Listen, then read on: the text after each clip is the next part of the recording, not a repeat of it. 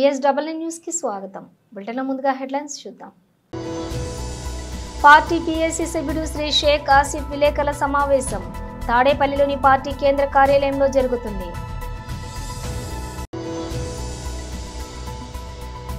ఇది పూజారి ఇచ్చిన రింగ్ కాదమ్మా సీఎం చంద్రబాబు.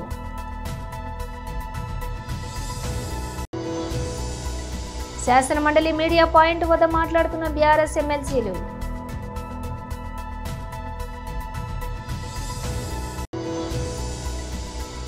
నా లైఫ్ నా ఇష్టం, నేను ఇలాగే ఉంటా సమంత.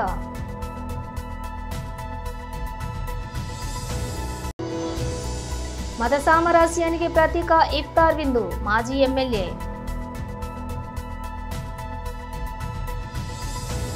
ఇక డీటెయిల్స్ చూస్తే పార్టీ PAC సభ్యుడు శ్రీ షేక్ ఆసిఫ్ విలేకరుల సమావేశంలో తాడేపల్లిలోని పార్టీ కేంద్ర కార్యాలయంలో జరుగుతుంది. కాలం హక్కుల కోసం నేనేదో ఉపేక్షిస్తున్నాను, ముస్లింల హక్కుల కోసమే పోరాడుతున్నాను అని చెప్పడం చాలా బాధ కలుగుతుంది. కానీ ఈరోజు ముస్లిం సమాజం మొత్తం వ్యతిరేకిస్తున్న ఈ బిల్లుని చంద్రబాబు నాయుడు గారు రాష్ట్రంలో ఒక మాట, అదే పార్లమెంట్లో ఇంకో మాట, ఈ రెండు నాలుగల ధోరణిని ఈ రాష్ట్ర ప్రజలందరూ, ముఖ్యంగా ముస్లిం ప్రజలందరూ గ్రహిస్తున్నారు. అదే వైఎస్ఆర్ కాంగ్రెస్ పార్టీ హయాంలో ఒక్క సవరణ బిల్లును వ్యతిరేకించడమే కాదు, ఈ బిల్లుపై ఏర్పాటైన జాయింట్ పార్లమెంట్ కమిటీ క్షేత్రస్థాయి పర్యటనకు వచ్చినప్పుడు హైదరాబాద్లో మా పార్టీ వాదాన్ని గట్టిగా వినిపించడం జరిగింది. ఈ విషయంలో టీడీపీ ఆడుతున్న డబుల్ గేమ్ని ముస్లింస్ అందరూ గమనిస్తున్నారు. అలాగే వకాఫ్ భూములను సంబంధించిన కలెక్టర్కి అథారిటీ ఇవ్వాలని, కానీ నిజానికి వక్ భూములకు సంబంధించి ఇప్పటికే వక్ ట్రిబ్యునల్ ఉంది. ఆ ట్రిబ్యునల్ను బలహీనపరచలాగా కేంద్రం ప్రతిపాదిస్తుంది. వక్ బోర్డు సవరణ బిల్లు ఉంది. ఆ బిల్లుకు సంబంధిత చట్టబద్ధత లభిస్తే ముస్లిం సమాజం తీవ్రంగా ఇబ్బందులు పడుతుంది. దీన్ని బట్టి ముస్లిం సమాజం మొత్తం అర్థం చేసుకోవాల్సిన అవసరం ఉంది. అదే విషయాన్ని పార్లమెంటు జాయింట్ కమిటీకి స్పష్టంగా రాతపూర్వకంగా తెలియజేయడం జరిగింది. ఇంకా వక్ఫ్ బోర్డు సవరణ బిల్లును వ్యతిరేకించాలని మా పార్టీ అధ్యక్షుడు వైఎస్ జగన్మోహన్ రెడ్డి గారు పలుమార్లు మా పార్టీ ఎంపీలకు, నాయకులకు దిశానిర్దేశం చేశారు. ఈ దిశలోనే పార్లమెంటు ఉభయ సభల్లో వైఎస్ఆర్సీపీ ప్రతినిధులు వక్ఫ్ బోర్డు సవరణ బిల్లును వ్యతిరేకిస్తూ తమ వాదాన్ని గట్టిగా వినిపించారు.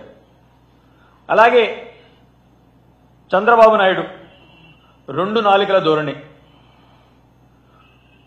చంద్రబాబు నాయుడు గారి వైఖరి, ఆ పార్టీ తీరు చూస్తే ఘోరంగా ఉంది. ఏపీ ముఖ్యమంత్రి చంద్రబాబు ఇవాళ మద్రాస్ IITలో జరిగిన ఓ కార్యక్రమంలో పాల్గొన్నారు. ఈ సందర్భంగా IIT విద్యార్థిని సృజన సీఎం చంద్రబాబును ఓ ప్రశ్న అడిగింది. తాను తెలంగాణలోని కరీంనగర్కు చెందిన అమ్మాయినని పరిచయం చేసుకున్న సృజన, ప్రతి ఇంట్లో టెక్నాలజీ డెవలప్ అవ్వాలి, ప్రతి ఒక్కరూ AI, ML, మెషిన్ లెర్నింగ్ నేర్చుకోవాలి అన్నారు కదా. AI తదితర టెక్నాలజీలను మరింత అభివృద్ధి పరిచేందుకు విద్యా వ్యవస్థను ఎలా ముందుకు తీసుకెళ్లాలనుకుంటున్నారు? అటువంటి విద్యా వ్యవస్థలోని IITలను ఎలా భాగస్వాములను చేస్తారు అని ప్రశ్నించింది. అందుకు చంద్రబాబు బదులిచ్చారు. నువ్వు ఎప్పుడు పుట్టావమ్మా అని ఆ అమ్మాయిని అడిగారు. ఆ అమ్మాయి 1997లో సార్ అని వెల్లడించింది. అయితే నువ్వు పుట్టడానికి 2 ఏళ్ల ముందే నేను సీఎంను అయ్యాను. నీది ఏ జిల్లా అని అడిగారు. కరీంనగర్ అని ఆ విద్యార్థిని వెల్లడించింది. అక్కడి నుంచి చంద్రబాబు తన ప్రసంగం కొనసాగించారు. నువ్వు హైదరాబాద్ను చూసి ఉంటావు, ఎంత డెవలప్ అయిందో తెలుసు కదా. ఎవరికైనా సరే ఆలోచనలు అనేవి ఉండాలి, వాటిని ఆచరణలో పెట్టాలి. భవిష్యత్ అంతా క్వాంటమ్ కంప్యూటింగ్ రంగానిదే. ఐటీ గురించి పెద్దగా ఎవరికీ తెలియని రోజుల్లో నేను ఐటీ గురించి మాట్లాడాను. ఇప్పుడు క్వాంటమ్ కంప్యూటింగ్ అంటే చాలా మందికి తెలియదు. Pujari has given no. It is only RRing. Morning I can see after getting up what is my readiness of the body. Only this sleep score, heartbeat, everything. On the base of that, I got less sleep, I can have more readiness or sleep score, everything. Today, very interesting time, that is where I am saying health, agriculture, livestock, you name anything. You are having all data real time. Temperature you are having, soil moisture you are having, air quality you are having, even reservoirs water you are having. By having all this information, through AI tool, if you can read correct decision, there is a possibility of communication real time again. Now, first state in India, we are adopting WhatsApp governance. Nearly 1,000 services we are going to provide through WhatsApp. No need to go to anywhere. Very simple tools. Everybody is using WhatsApp for gossip, not for real purposes. Now I want to make it productive purposes. You can use WhatsApp also. Tomorrow WhatsApp is not only the platform. You can go through Telegraph, you can go to app. So many things are possible. That means how to provide real-time knowledge and also which are all actionable for your productivity enhancement. That is the reality. We will do all these things. You follow Andhra also. What is happening? You are all youngsters. We have to work together. Thank you. Thank you. Thank you. We will not have any more questions right now. As we conclude this event, it is our privilege to express our gratitude to our Honorable Chief Minister Sri Chandrababu Naidu Garu for gracing us with their presence and for inspiring words they shared with us. Now I request our Director, sir, to kindly present a small token of appreciation to Honorable Chief Minister Sri Chandrababu Naidu Garu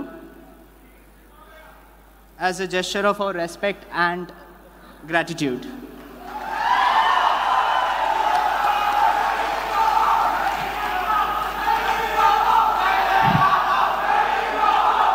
I request audience to rise.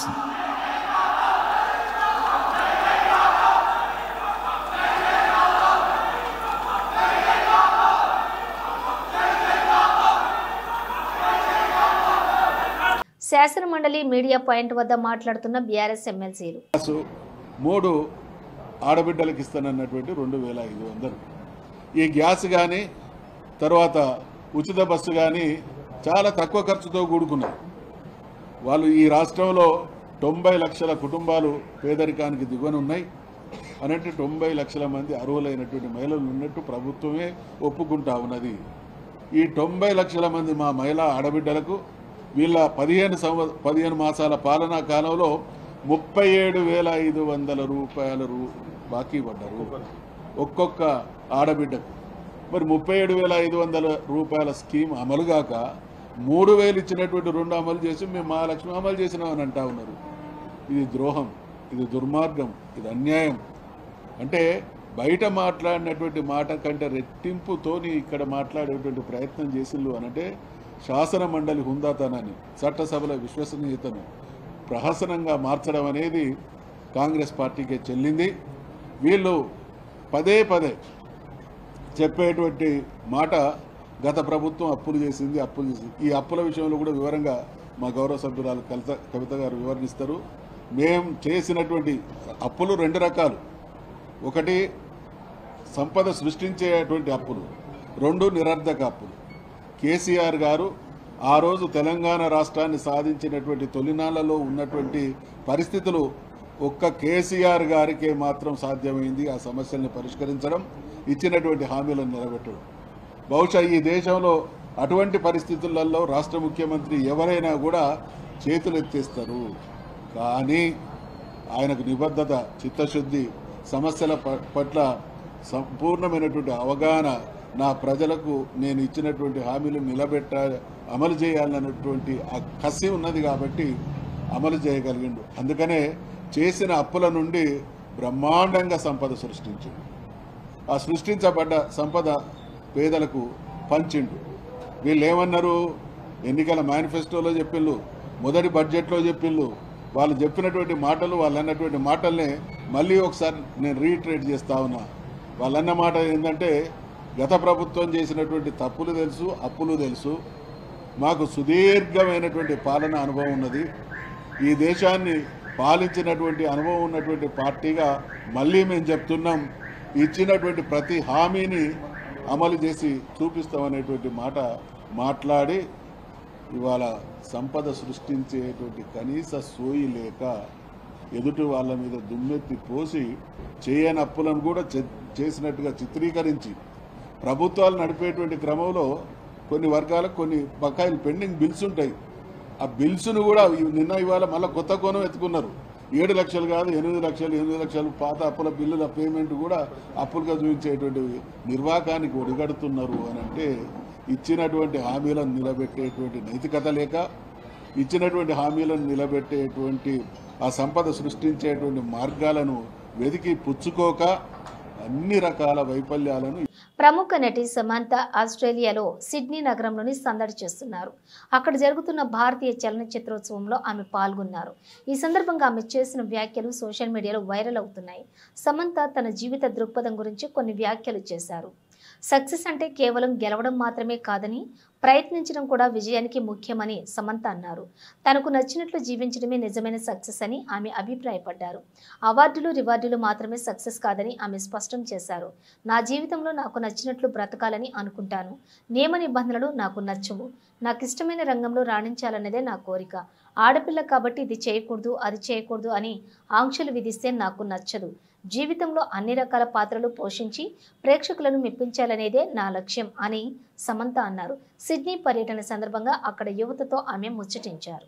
Devarakadra పవిత్ర రంజాన్ మాసం ఉపవాస దీక్షలో ఉండే ముస్లిం సోదరుల కోసం ఏర్పాటు చేసే ఇఫ్తార్ విందు ఆత్మీయత, మత సామరస్యానికి ప్రతీక అని దేవరకద్ర మాజీ ఎమ్మెల్యే ఆల వెంకటేశ్వరరెడ్డి అన్నారు. కౌకుంట్ల మండల కేంద్రంలోని జామియా మస్జిద్ సదర్ సాబ్ షేక్ అబ్దుల్ జాంగీర్ ఆధ్వర్యంలో ఏర్పాటు చేసిన ఇఫ్తార్ విందులో ఆయన ముఖ్య అతిథిగా పాల్గొన్నారు.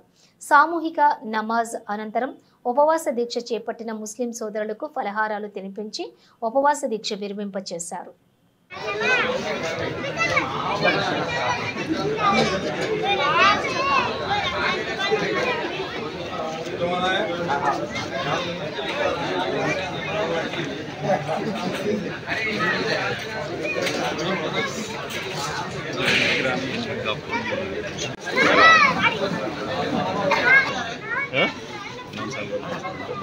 ఓకే ఇప్పుడు గ్రూప్ తీసుకోండి. Thanks sir. మీరు ఇక్కడ ఎమ్మెల్యే సార్ పక్కకు రండి.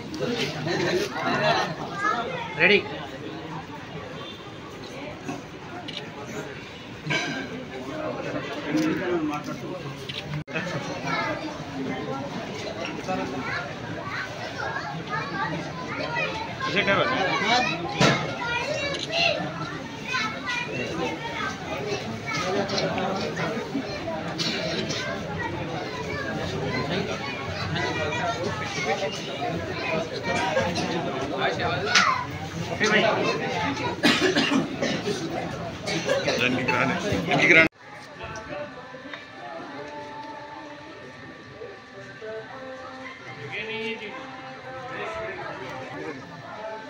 बिस्मिल्लाहिर्रहमानिर्रहीम अल्लाहुम्मा लका सुम्तु व बिका आमन्तु व अलैका तवक्कलतु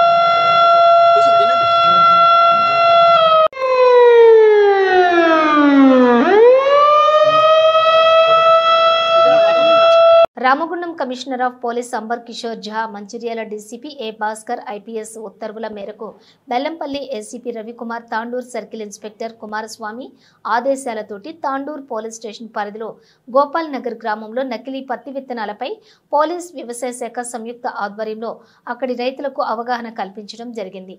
నకిలీ విత్తనాలు వాడటం వల్ల భూమి యొక్క సారవంతం కోల్పోయి రానున్న రోజుల్లో పంట యొక్క దిగుబడి తగ్గుతుంది. అదేవిధంగా పర్యావరణంపై కూడా ప్రభావం చూపే అవకాశం ఉంది. కౌలు రైతులు కూడా ఈ నకిలీ విత్తనాలను వాడటం వల్ల భూసారం దెబ్బతింటుందని, ఈ నకిలీ విత్తనాలు వాడటం వల్ల 2-3 క్వింటాళ్లు అధిక లాభం వస్తుందని ఆశపడితే పంట నష్టపోయిన తర్వాత కూడా మీకు ప్రభుత్వం నుండి ఎలాంటి నష్టపరిహారం వాటిల్లదు. నకిలీ పత్తి విత్తనాలు ఎట్టి పరిస్థితిలో వాడకూడదని, ఒకవేళ గుట్టు చప్పుడు కాకుండా దొంగచాటున వీటిని పంట పొలాల్లో విత్తనాలు నాటుతున్నారని సమాచారం అందిన వెంటనే అక్కడికి వచ్చి పట్టుకుని చట్టరీత్యా చర్యలు తీసుకోవడం జరుగుతుందని అన్నారు. వాడొద్దు అని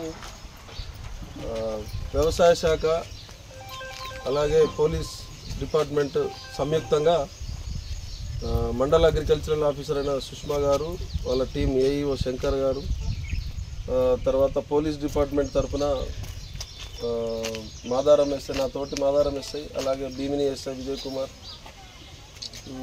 తాండూర్ పోలీస్ ఆధ్వర్యంలో ఒక అవగాహన కార్యక్రమాన్ని చేపట్టడం గురించి ఈరోజు గోపాల్ నగర్ విలేజ్కి రావడం జరిగింది. ఇటు పోలీస్ శాఖ అయినా కూడా అలాగే వ్యవసాయ శాఖ అయినా మా అందరికీ మేము చేసేది ఏంటంటే ప్రజలకి సూచన, నకిలీ పత్తి విత్తనాలు వాడద్దు. దాని ద్వారా మీరు కూలీల ఖర్చు తగ్గుతుంది అనుకొని వాటిని వాడటం వల్ల రేపు పొద్దున భూమి సారం దెబ్బతింటుంది. మీకు వాడిన వాళ్ళకి అంటే ఆ విత్తనాలు వేసేటోళ్ళకి కానీ రేపు పత్తి మొక్కలకి ఏదైనా మందు కొట్టేటప్పుడు కానీ మీకు చర్మ వ్యాధులు, వాటి ద్వారా క్యాన్సర్ వచ్చే అవకాశం ఉంటుంది. కాబట్టి ఇప్పుడు మీరు ఏదో 1 క్వింటాలు 2 క్వింటాలు ఎక్కువ వస్తుంది, లేకపోతే కూలీల ఖర్చు తగ్గుతుందని మీరు వాటికి అవి అమ్మేట వాళ్ళ దగ్గరికి పోయి కొనుక్కొని రేపు ఆ విత్తనాలు వాడటం వల్ల రేపు పొద్దున భవిష్యత్తులో మీకు ఇబ్బందులు తలెత్తుతాయి. అవి ఇప్పుడు తెలియవు. ఆల్రెడీ అట్లా ఇంతకుముందు సంవత్సరాలు వాడిన వాళ్ళకి కొంతమందికి ఉన్న సిమ్టమ్స్ వచ్చినాయి. అలాగే మీరు ఏంటంటే కౌలు చేసేవాళ్ళు మా భూమి కాదు, ఓనర్ అంటే భూమి యజమానికి సారం దెబ్బతింటే ఏమవుతుందనే ఉద్దేశంతో మీరు కౌలు చేసేటోళ్ళు అట్లా చేస్తూ ఉంటారు. ఆ విధంగా చేయడం వల్ల నెక్స్ట్ ఒక 5-6 సంవత్సరాలకి ఆ భూసారం దెబ్బతింటుంది. నెక్స్ట్ వేరే పంటలు పండే పరిస్థితి ఉండదు. కాబట్టి ఎవరైనా సరే తిరువూరు ఎమ్మెల్యే కొలికపూడి శ్రీనివాసరావు వ్యవహారంపై టీడీపీ హైకమాండ్ మరోసారి సీరియస్ అయింది. గత కొంతకాలంగా ఆయన వ్యవహార శైలిపై ఫిర్యాదులు వస్తున్నాయి. ఆయన పార్టీ సూచనలను బేఖతరు చేస్తున్నారనే అసంతృప్తి పార్టీ అధిష్టానంలో నెలకొంది. ఈ నేపథ్యంలో గట్టి హెచ్చరిక జారీ చేసేందుకు సిద్ధమైనట్లు తెలుస్తోంది. పార్టీ ఎంపీ, జిల్లా అధ్యక్షులు, సమన్వయకర్తలతోటి కూడిన త్రిసభ్య కమిటీని వేసి కొలికపూడి ప్రాతినిధ్యం వహిస్తున్న తిరువూరు నియోజకవర్గంలో గత 10 నెలలుగా జరుగుతున్న పరిణామాలపై సమగ్ర నివేదిక ఇవ్వాలని ఆదేశించింది. అందరినీ కలుపుకొని పోవాలని, పార్టీ వేదికలపైనే సమస్యలను చర్చించాలని అధిష్టానం పలుమార్లు సూచించినప్పటికీ కొలికపూడి తన వైఖరిని మార్చుకోలేదని పార్టీ వర్గాలు చెబుతున్నాయి. పార్టీ నేత రమేష్ రెడ్డిపై చర్యలు తీసుకోకుంటే 2 రోజుల్లో రాజీనామా చేస్తానని కొలికపూడి చేసిన ప్రకటన మరింత వివాదమైందని, ఇలా బాహాటంగా వ్యాఖ్యలు చేయొద్దని చెప్పినా కొలికపూడి వినిపించుకోకపోవడం పార్టీ అధిష్టానాన్ని తీవ్ర ఆగ్రహానికి గురిచేసింది. కొలికపూడి శ్రీనివాస్ ధిక్కార స్వరం విమర్శలకు తావిస్తోందని, ఇది పార్టీ ప్రతిష్టను దిగజార్చేలా ఉందని టీడీపీ హైకమాండ్ భావిస్తోంది.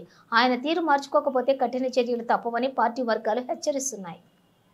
బులెటిన్ ముగించే ముందు హెడ్లైన్స్ మరోసారి. పార్టీ పీఏసీ సభ్యుడు శ్రీ షేక్ ఆసిఫ్ విలేకరుల సమావేశం తాడేపల్లిలోని పార్టీ కేంద్ర కార్యాలయంలో జరుగుతుంది.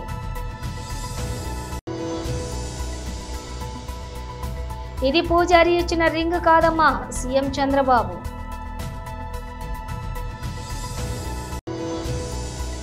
శాసనమండలి మీడియా పాయింట్ వద్ద మాట్లాడుతున్న బీఆర్ఎస్ ఎమ్మెల్సీలు.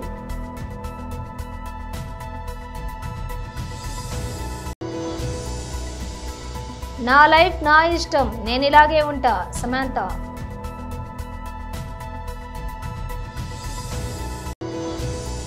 మత సామరస్యానికి ప్రతీక ఇఫ్తార్ విందు, మాజీ ఎమ్మెల్యే.